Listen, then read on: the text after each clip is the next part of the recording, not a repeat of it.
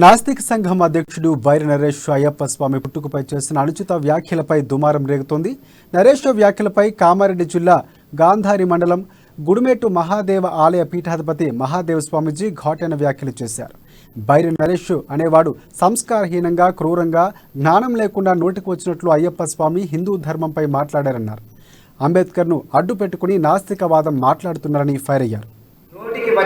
2 రోజుల కిందట అయ్యప్ప స్వామి పైన కానీ, హిందూ ధర్మం పైన కానీ, హిందూ దేవీ దేవతల పైన కానీ, వేదాలు, శాస్త్రాలు, పురాణాల పైన కానీ బైరి నరేష్ అనేవారు అతి ఘోరంగా, ఒక సంస్కారహీనంగా, ఎలాంటి జ్ఞానం లేకుండా నోటికి వచ్చినట్లుగా మాట్లాడడం జరిగింది.